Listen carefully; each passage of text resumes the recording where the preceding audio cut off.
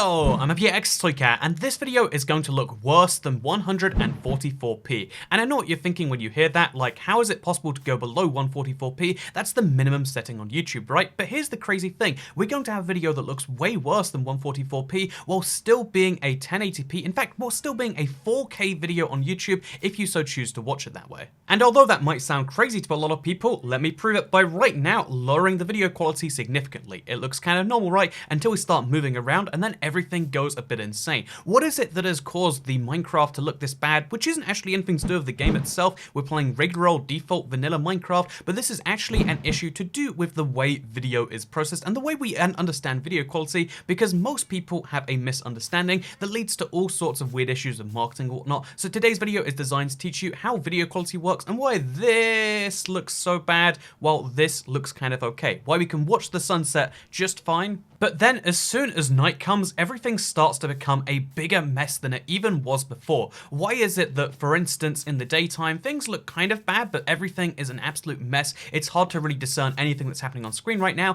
That's something I wanted to explain, and the goal of this video is to help you understand why 144p or 4K or 1080p is not the only measurement of quality, and what the rest of this actually means. Because to simplify at the very start here, if you watch nothing else in this video, then all you need to know is that resolution, 144p, 1080p, etc., is the number that indicates how many pixels are on your screen. 144p being 144 on the vertical column, and of course 1080 being 1080. Basically, you get a bigger picture with 1080p than you do with 144p. And if you were looking at a still image, that would be the biggest thing that you need to care about. But when it comes to video, you're not just getting a still image, you're getting 24 to 60 in the case of this video every single second.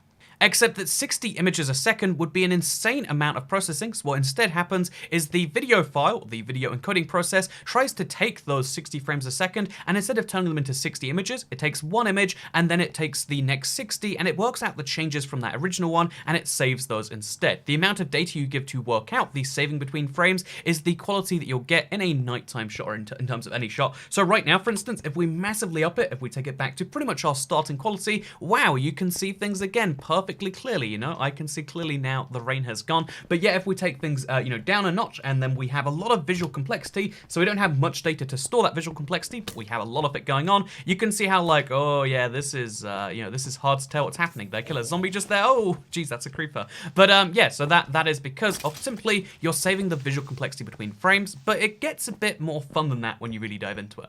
And that's why I'm making today's video. I want to explain bitrate in a more kind of fun way, because we kind of just brushed on it on the last video talking about quality. I want to actually dive in and explain all the different sorts of qualities and why even if you stream, say, 4K Netflix, why 4K Netflix isn't necessarily a better deal than 1080p Netflix without knowing all the other details. I want to let you know why, for instance, Twitch looks so much worse than YouTube streams, even if you haven't noticed it, by slowly, gradually lowering the quality of this video over time. We're going to start with the full streaming quality that I usually start with. I use it for streaming and for videos.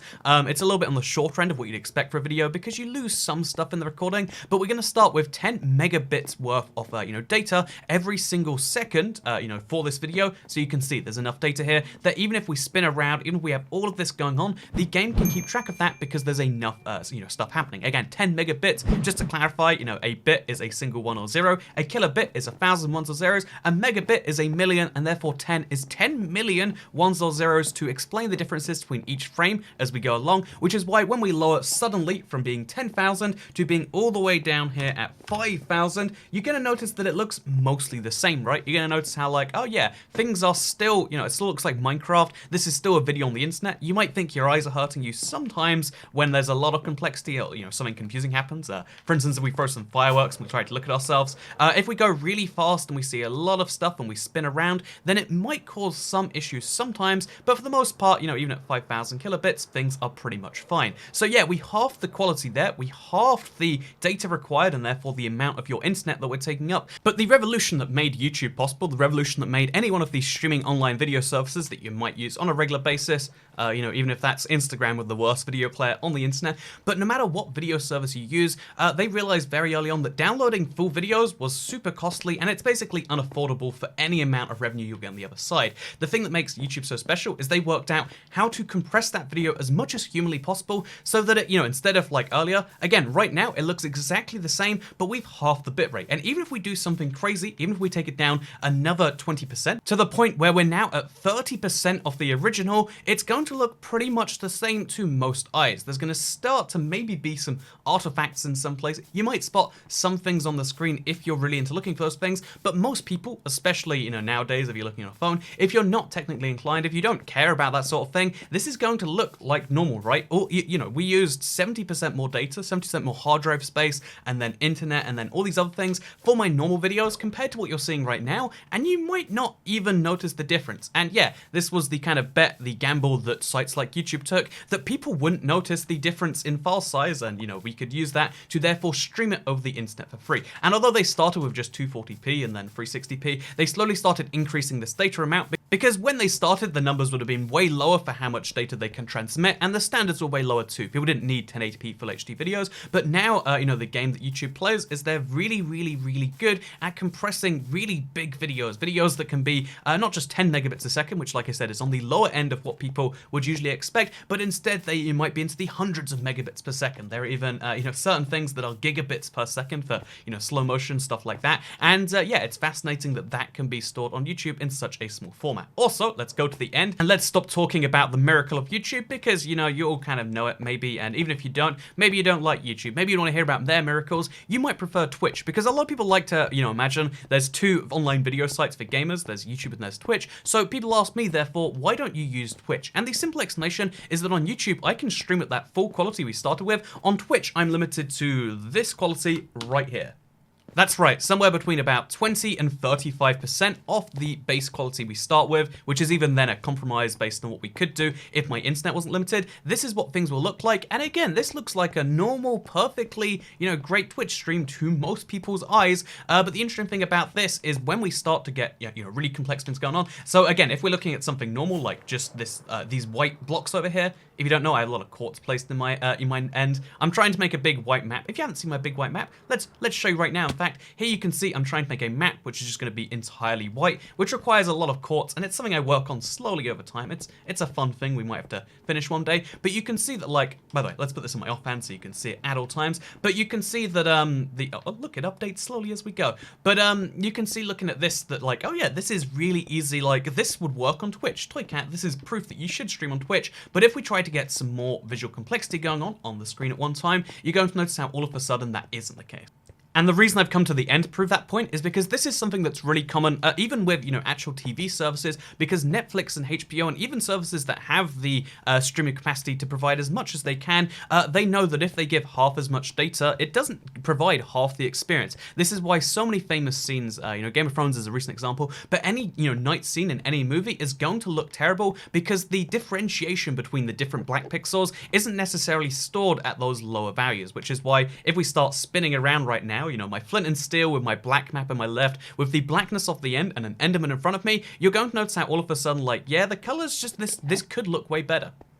To go back to normal quality all of a sudden, you're like, oh yeah, you can hopefully notice the difference there, because there is a key difference between how, like color information is stored when you have more data to do so. To differentiate differences between much smaller colors, you need much more data, whereas when you've just got a white and a blue and a yellow on screen, or, simple colors that you would expect in the overworld, for instance, you don't need that sort of data. So, and also Minecraft, I would say, as a whole, is a game that really doesn't need as much data as many other games out there, because there isn't much visual complexity on screen, because everything is block sized. There isn't like one pixel that's going to be slightly different than the rest sometimes. No, everything is a voxel. It consists of a lot of pixels of mostly the same color. They are admittedly complex-ish textures, but there are a lot of, textures that are going to be roughly the same. Looking at this sea of glass, you don't need to see the individual blocks, and like over there, in fact, you can't even see them, right? There's nothing there. So yeah, to keep things simple, that is how your bitrate relates to what your actual quality of a video is, far more than your resolution does, because admittedly having a 1080p video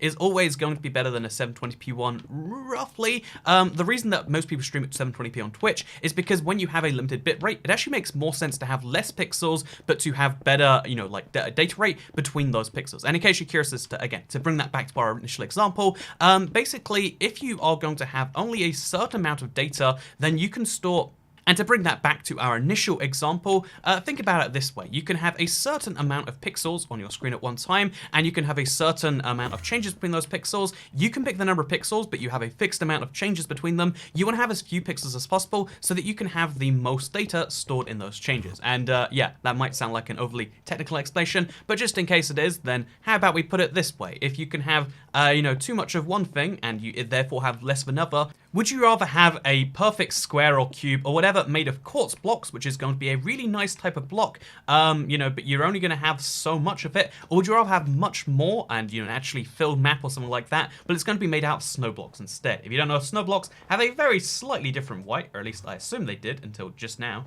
On the map, it seems snow blocks have the exact same, whiteness as, the quartz does. Unless I'm crazy, do you spot the difference? Anyone watching this right now? But, looking at the blocks themselves, quartz is a much higher quality white than, snow blocks is. At least most Minecraft players seem to think so. And that's a good analogy to this, maybe. I'm trying to make this Minecraft related, okay? Would you rather have...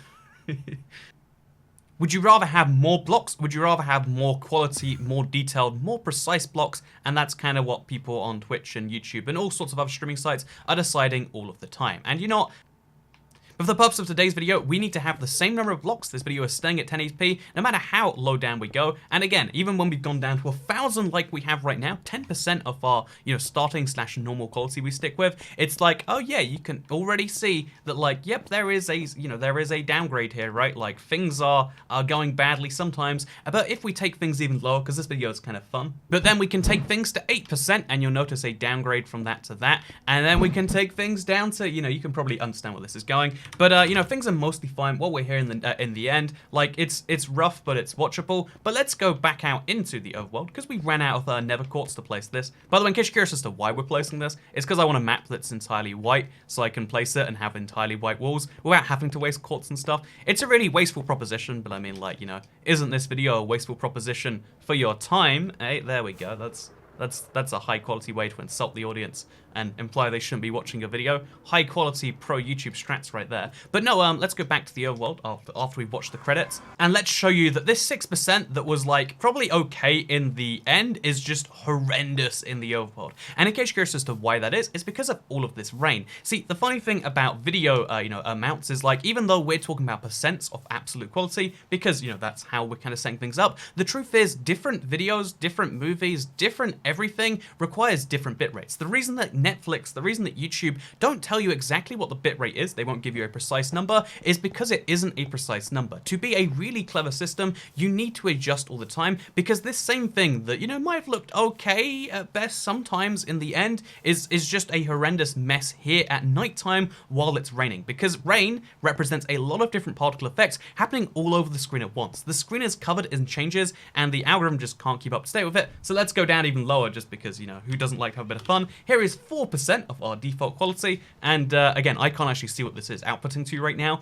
but my understanding is that there is just a mess on screen that no one can understand, and yeah, that is, especially when we're moving, because there's just too many changes happening that can be reasonably kept up with 4% of the quality. So yeah, one of the reasons that you'll never hear a bitrate etc. from Netflix is because of the, from YouTube, is because they need to, adjust that based on what's actually happening, because they know that, again, you can compress some stuff really far down, some stuff can't be compressed whatsoever. Like this scene right here, oh, it looks kind of okay again, right? Like, oh yeah, this is kind of fine. When I stare at this wall, things look okay, but it's when we move around and do stuff that you need to up it again. And yeah, that's how you can save a lot of stuff with video, because there's a lot of pictures happening in video at the same time, and trying to work out when there's a lot of complexity between pictures means you need to raise the quality, and when there's not, you need to lower it. But I said today's video was going to go below 144p, so here we are now at 2% of our base quality, and again, immediate downgrade you might notice. While we're sitting here, it's mostly okay, right? But when we start moving, okay, there we go, things are kind of rough again, and then we can just finally end things up with 1% of base quality. Oh, it seems as though midway through this, I thought that the software would let me go to 1%. It doesn't. We've capped out at 2% of that base quality. So yeah, in case you're curious, it's OBS. They have a little thing where you can lower the settings settings as you go along. And yeah, this is 2%, which is, you know, like maybe fine sometimes when we're looking at a wall, but when there's complexity, when we're flying up and down, like we need to do in Minecraft and especially in any other game, then things start to get a bit rougher. So yeah, how can you make a video that's worse than 144p? Because 144p is only half of the equation. The other half of the equation, you know, that's the number of pixels on screen, but the way more important factor is how much detail is given to those pixels changing. Because again, in the same way, I can make a 144p image that is literally just a black or white screen. In fact, this Minecraft map is a 128p image off a white screen. It doesn't really matter because it's an image. There's no complexity there. When you start to it only matters when you start to add more detail, because a 128p screen off a, you know, white image is going to look exactly the same as a 128p, a 1p screen. Just literally 1 pixel will look the same as 128 if they're all exactly the same. And yeah, I don't know. Maybe this made some sense. Maybe it didn't. Maybe you just enjoyed seeing a video look really bad because, I mean, there's me saving your data again. Good guy, Toy Cat, right? But either way, I hope you all enjoyed this thing. Hope you learned something about video encoding. And yeah, in general, I guess have a nice day. Or have a bad one. I mean, like, it doesn't really matter too much to me. But either way, goodbye.